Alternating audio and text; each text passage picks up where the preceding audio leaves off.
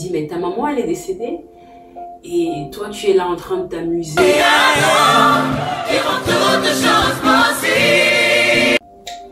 Hello, bonjour à toi qui m'écoute. Aujourd'hui, j'ai décidé de partager mon témoignage, de raconter ce que Dieu a fait dans ma vie en tant qu'orpheline. Tout commence à l'âge de 10 ans, quand je vais perdre ma maman. À cet âge-là, on n'a pas forcément conscience de ce qu'est la mort. À ce moment-là, je savais qu'il y avait une séparation physique, mais je ne me rendais pas forcément compte de ce qu'était la mort. Et ce qui fait que pendant le deuil, c'est comme si je ne ressentais rien. Au point où je me rappelle, il y a un ami d'enfance, pendant que nous étions en train de jouer dans la cour, il me dit, mais ta maman, elle est décédée et toi, tu es là en train de t'amuser et tout. Mais je n'avais pas forcément conscience de voilà, ce qui se passait. Bien que je savais que je ne voyais plus mon maman, je savais qu'elle n'était plus là physiquement, sans plus. C'est plus tard, au fur et à mesure que je grandissais, que je réalisais en fait ce qu'était la mort. Je réalisais que oui, maman, elle est vraiment partie. Je ne la verrai plus. Et c'est comme ça que j'ai commencé à nourrir une tristesse profonde qui envahissait mon âme. J'étais tellement triste et je crois on est passé du stade de la tristesse à l'amertume carrément. C'est quelque chose que je ne savais même pas décrire, tellement j'avais mal parce que pour moi j'avais l'impression que à cet âge-là, puisque je n'étais pas forcément consciente de ce qu'était la mort, pour moi c'est comme si je n'avais pas fait le deuil. J'étais dans quel état d'esprit? Pour moi, surtout pendant les périodes de date d'anniversaire du décès de ma maman, je me mettais dans une sorte d'atmosphère de tristesse. Et c'est quelque chose que je planifiais. Donc pour moi, à chaque date d'anniversaire du décès de ma maman, je devais être triste. Pour moi, voilà, je devais être seule dans mon coin, attristée, pleurer. C'était ma façon à moi de faire mon deuil et je devais le faire chaque année.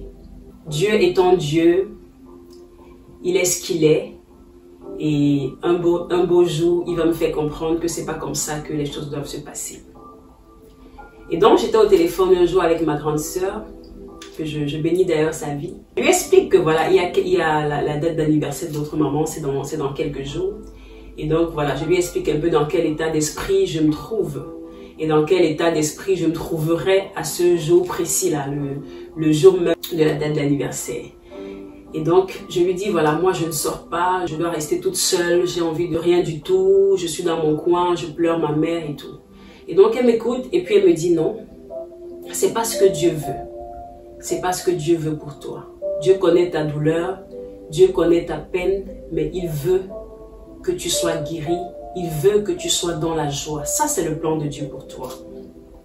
Et donc, c'est une parole qui m'a bouleversée, c'est une parole qui a chamboulé quelque chose en moi parce que c'est comme si à ce moment, mes yeux se sont ouverts. C'est comme s'il y a des écailles qui sont tombées de mes yeux et je réalisais, en fait, c'est pas ce que Dieu veut. Mais qu'est-ce que Dieu veut? Il veut que je sois dans la joie. Mais comment être dans cette joie? Puisque pour moi, la tristesse était tellement profonde, était tellement ancrée en moi que je me disais, mais comment est-ce possible d'être joyeux? Comment? Mais voilà, ce n'est pas à ce moment-là que tout a disparu. En un moment, en un instant, que tout a changé. Mais j'ai réalisé en tout cas que c'est pas ce que Dieu voulait pour moi. Et donc, tout est parti de là. J'ai arrêté de planifier cette tristesse. J'ai arrêté de, voilà, lorsque la date d'anniversaire arrivait, je ne créais plus cette sorte d'atmosphère de tristesse autour de moi. J'ai arrêté de le faire.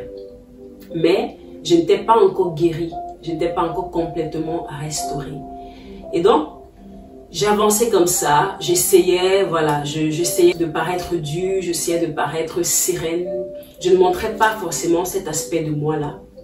Et donc, il m'arrivait de pleurer, voilà. Parfois, toute la nuit, je pleure et le matin, quand je me lève, j'ai les yeux qui sont complètement enflés parce que j'ai passé la nuit à pleurer. Et donc, j'ai grandi comme ça, avec cette douleur-là. Et quelques années après, mon papa va également décéder. Mon papa va être décédé. Les choses étaient un peu différentes parce que le Seigneur m'avait préparé Le Seigneur m'avait préparé. Et dans l'année d'avant, donc en fin d'année d'avant, je reçois un verset donc à mon église, dans l'église où j'étais à l'époque. Chaque fin d'année, on faisait un tirage d'un verset qui devait être ton verset de l'année.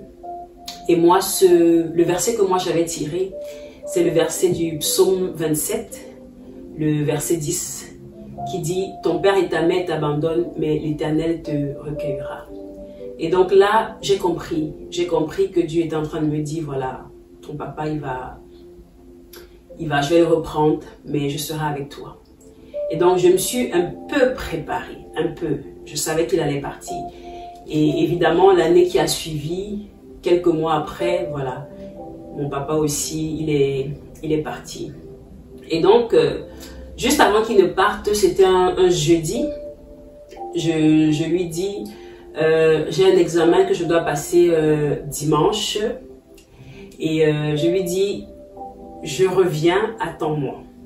Et donc, quand je lui dis, je reviens, attends-moi, pour moi, c'est une façon de lui dire, ne t'en vas pas maintenant, du moins, attends-moi, voilà. Parce que je savais qu'il allait partir, hein. C'était pour moi, dans les prochains jours, il allait partir. Et donc, je lui dis, ne t'en vas pas sans me dire au revoir.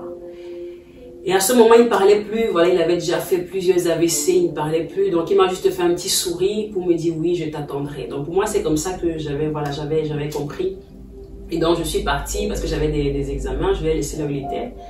Je suis allée, voilà. Et donc, le dimanche matin, le jour de ce fameux examen, c'est ce jour qu'on m'annonce que mon papa est finalement décédé. Et à l'instant, quand on me dit ça, je ressens plus une petite colère, comme de la trahison. Pour moi, c'est ce que je ressentais, c'était il n'a pas attendu, il n'a pas tenu à sa promesse. Donc il m'a lâché, il m'a pas, voilà, tu ne m'as pas attendu. Et c'est ça qui résonnait en moi. C'était plus ce sentiment-là. Il m'a pas attendu, pourtant je lui ai dit attends-moi. Et donc je suis allée passer mon examen. Et je me rappelle, j'ai une amie, une sœur en Christ qui me dit mais comment ça se fait que tu sois là?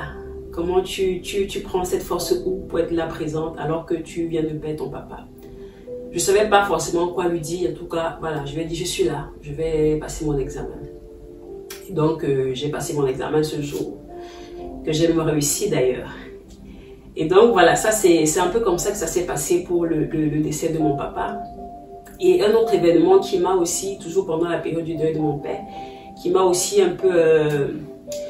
qui m'a encore heurté, voilà, qui était comme une double trahison, c'est que pendant le jour de l'enterrement, lorsqu'on se rendait au cimetière, nous sommes arrivés quelques minutes un peu en retard, après la cérémonie avait déjà débuté, la cérémonie d'enterrement. Et donc quand j'arrive, je me rends compte qu'on est déjà, voilà, c'était la dernière phase, on avait déjà mis en terre et on était déjà en train de verser le sable, voilà, comme ça se fait chez nous. Et donc, quand j'ai vu ça, je me suis effondrée carrément. Parce que je dis, ah non, une deuxième fois. Déjà, je t'ai demandé de m'attendre quand tu étais vivant, tu ne l'as pas fait. Et ici encore, tu ne m'attends pas. Donc, pour moi, c'est des choses qui m'ont... Ça semble banal, mais c'est des choses qui m'ont vraiment heurté. Pour moi, c'était, voilà, une sorte de deuxième trahison. Et après, voilà, j'ai dû avancer avec cette douleur. Et je me rappelle aussi que le jour du deuil, de l'enterrement, j'avais refusé du moins, j'ai pas voulu voir son cadavre à la morgue. Je me suis dit, je préfère garder comme dernière image celle de lui quand il était vivant. Parce que je me rappelle pour ma maman, j'avais vu son corps et c'est quelque chose qui est resté imprégné en moi. Du coup, à chaque fois quand j'étais triste, quand je pensais à cette image-là, j'étais bouleversée vraiment. Et j'avais développé une relation particulière avec la mort au point où j'aimais regarder les cadavres. Je prenais goût à regarder les cadavres parce que pour moi, il fallait un peu affronter la mort. Il fallait, voilà, je me demandais, mais qui es-tu en fait? Qui es-tu? Et donc, parfois, je regardais sur Internet des cadavres, je regardais toutes ces choses-là. Mais c'était sans compter que, voilà, Dieu, il avait vraiment un autre plan pour moi. Et donc, après le décès de mes parents, de mon père, après celui de ma maman, voilà, la vie continue, la vie, voilà, il faut avancer. Mais j'avançais avec cette douleur qui était là, cette tristesse de pourquoi, Seigneur, pourquoi tu l'as fait? Pourquoi? Est-ce que si mes parents étaient là, si j'avais... Et je ramenais tout à cet état d'orpheline. Moi, quand tu me faisais quelque chose, c'était parce que voilà, j'ai plus de parents. Donc au moindre petit truc que tu me fais, je ramène tout à cet état-là. Et jusqu'à ce que voilà, je me suis fiancée quand j'ai rencontré celui qui est mon mari aujourd'hui. Donc à l'époque, quand on était fiancés, pour moi, j'ai commencé à projeter sur lui cette figure paternelle au point où, voilà, je l'appelais mon petit papa, c'était mon petit papa. Donc du coup, je voulais qu'il se comporte comme un père envers moi. Et quand on s'est mariés, ça a continué, j'ai continué à avoir des attentes de ce genre. J'avais énormément d'attentes, mais pourtant, ce n'était pas son rôle, ce n'était pas son rôle. Et du coup, quand on a des attentes et que ces attentes ne sont pas comblées, on est frustré. Et ça crée encore d'autres blessures en moi. Parce que pour moi, c'était mon mari, c'était comme une béquille en fait. C'était comme une béquille sur laquelle je m'appuyais. Donc, jusqu'à ce qu'un jour, pendant que j'étais en train d'exprimer toutes ces frustrations à Dieu, mes frustrations au Seigneur, et puis j'entends le Seigneur qui me dit, ton mari, il n'est pas ton père. C'est moi ton père et tu vas apprendre à me connaître tel qu'un père. Ah là là. Quand j'ai entendu cette parole, je me suis littéralement effondrée. J'ai pleuré, j'ai dit non Seigneur, non Seigneur. Pour moi, c'était comme si on a pris un couteau, on est venu déposer sur une plaie. Et donc je me disais, mais Seigneur, c'est pas possible ça. Comment? Pour moi, mon mari, c'était comme la béquille sur laquelle je m'appuyais pour avancer. Et donc c'est comme si Dieu, lui, il venait, il m'a retiré cette béquille-là. Il m'a enlevé cette béquille-là. Je dis, mais tu m'enlèves cette béquille, comment est-ce que je fais? Et donc c'est là où voilà, il s'est révélé à moi. Il m'a dit, voilà, ton mari n'est pas ton père, c'est moi ton père, tu vas apprendre à me connaître tel qu'un père. Quand j'ai reçu cette parole-là, je me suis accrochée à cette parole. J'ai dit, Seigneur, si tu me l'as dit, alors forcément je vais vivre cela. Parce que tu n'es pas juste un Dieu qui parle. Tu parles et tu agis parce que ta parole, elle est vivante. Ta parole, elle ne reste pas en l'air, elle est vivante. Et j'ai demandé à Dieu, Seigneur, je veux expérimenter cette parole que tu m'as dite, cette parole que tu m'as donnée. Parce que tu as dit que tu veux me guérir, tu veux me restaurer, tu veux que j'aille de l'avant. Et c'est comme ça que tout a basculé, même dans mes temps de prière. J'ai appris quand j'allais dans la présence de Dieu, je ne venais pas, je ne disais plus Dieu, non. Je venais, je disais, je viens parler à mon papa. Donc quand je prie, je dis toujours papa, je dis père. Et donc quand je suis dans des moments compliqués, je vais voir mon père. Parce que je sais qu'en Dieu, j'ai trouvé un père, j'ai trouvé une mère. Et je me rappelle un jour, j'étais dans ma chambre en train de prier. Je dis, Seigneur, tu sais que, voilà, en tant qu'humain, quand on est ici-bas, on a besoin parfois de sentir la chaleur de son papa, de sa maman. Les miens ne sont plus là. Tu le sais, ils ne sont plus là. Et toi, tu m'as dit que tu es mon père. Alors, Seigneur, je veux juste ressentir ton amour ce matin. Je veux juste ressentir ta présence. Et j'ai fait cette prière et à l'instant, j'ai senti l'amour de Dieu, j'ai senti la présence de Dieu qui a envahi la chambre dans laquelle j'étais. Donc c'est comme si Dieu me disait, ma fille, je suis là, je suis ton père, c'est réel. C'est réel. Et donc c'est des expériences comme ça que j'ai vécues, j'en ai vécu tellement où Dieu me montrait qu'il a un père. Il a un père responsable, il a un père qui prend soin des enfants. Il a un père bien plus que les pères et les mères que nous pouvons avoir sur cette terre. J'ai vu à l'œuvre, c'est pas quelque chose qu'on m'a raconté, c'est quelque chose que j'ai expérimenté. Parce que Dieu, il m'a guéri. Il a enlevé cette douleur, il a enlevé cet état de tristesse.